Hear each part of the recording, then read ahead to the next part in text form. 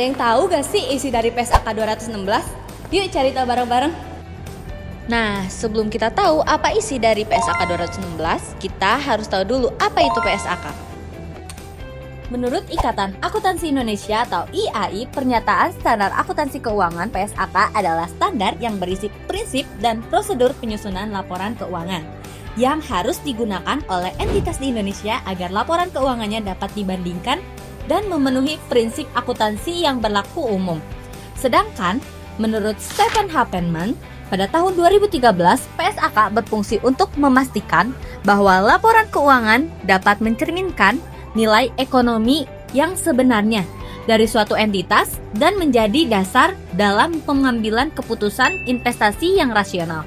Jadi, secara umum, PSAK dapat diartikan sebagai pedoman resmi yang digunakan dalam proses penyusunan laporan keuangan agar hasilnya konsisten, transparan, dan dapat dipercaya oleh pihak internal maupun eksternal perusahaan. PSAK 216 merupakan pembaruan dari PSAK 16 tentang aset tetap yang disesuaikan dengan perkembangan standar internasional atau yang biasa disebut IFRS dan mulai berlaku efektif sejak 1 Januari 2024. Selain itu, terdapat amandemen tahun 2023 mengenai hasil sebelum penggunaan yang diintensikan. Amandemen ini menjelaskan bahwa setiap pendapatan yang diperoleh dari uji coba atau penggunaan hal aset harus langsung diakui dalam laba rugi, bukan dikurangkan dari biaya perolehan aset tetap.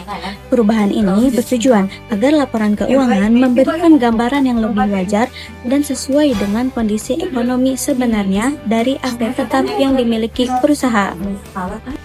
Pertama, kita bahas tentang pengakuan aset tetap.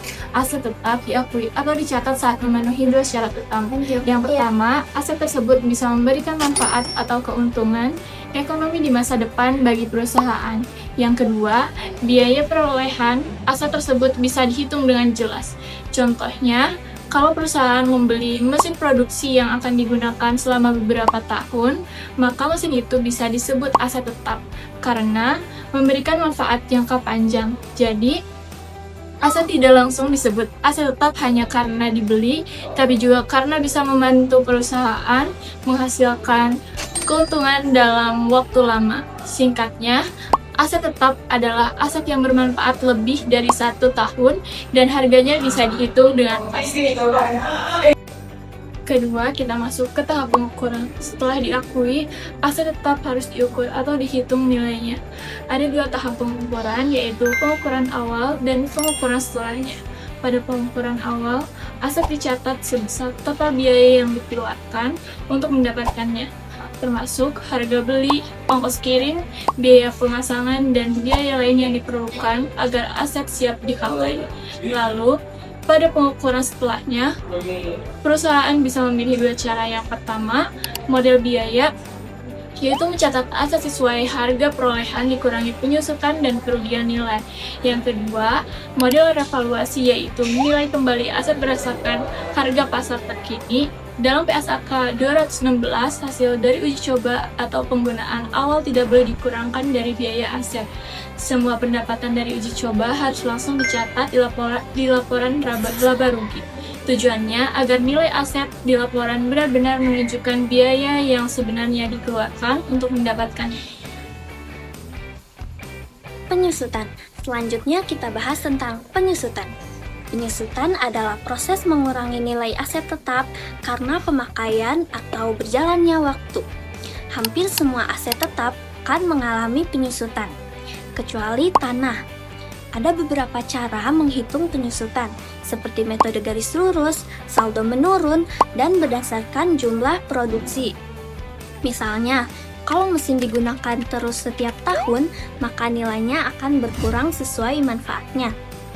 PSAK 216 juga mengatur bahwa perusahaan perlu mengecek kembali umur manfaat, nilai sisa, dan metode penyusutan setiap akhir periode pelaporan. Kalau ternyata aset digunakan lebih lama atau lebih cepat dari perkiraan, maka perhitungannya harus disesuaikan. Jadi, penyusutan bukan sekedar hitungan angka, tapi juga cara menunjukkan seberapa lama aset itu masih bisa digunakan secara efektif. Dan terakhir, kita bahas tentang pengungkapan. Pengungkapan berarti menjelaskan dengan jujur semua informasi penting tentang aset tetap di laporan keuangan. Hal ini dilakukan supaya orang lain yang membaca laporan bisa memahami kondisi aset perusahaan dengan jelas. Beberapa hal yang harus dijelaskan antara lain: yang pertama, cara menghitung nilai aset; yang kedua, metode penyusutan dan umur manfaatnya; dan yang ketiga, nilai aset sebelum dan sesudah disusutkan; yang keempat, perusahaan nilai aset dari awal sampai akhir tahun; dan yang terakhir, aset mana yang dijadikan jaminan atau belum dipakai. Dengan pengungkapan yang jelas, laporan keuangan jadi lebih terbuka dan mudah dipahami oleh siapapun. Jadi, kesimpulannya, PSAK 216 adalah aturan baru yang menjelaskan bagaimana cara mencatat dan melaporkan aset tetap secara benar. Ada 4 bagian penting yang harus dipahami, yaitu pengakuan, pengukuran, penyusutan, dan pengungkapan. PSAK ini membantu perusahaan untuk mencatat aset dengan lebih teratur, menghitung penurunan nilainya secara wajar, dan memberikan informasi yang jelas dalam laporan keuangan. Dengan mengikuti aturan PSAK 216, perusahaan bisa membuat laporan keuangan yang lebih jelas dan mudah dimengerti. Nah, udah tahu kan isi dari PSAK 216? Semoga penjelasan ini membantu kita semua untuk lebih paham bagaimana cara perusahaan mengelola asetnya dengan baik. Terima kasih sudah menonton. Bye-bye.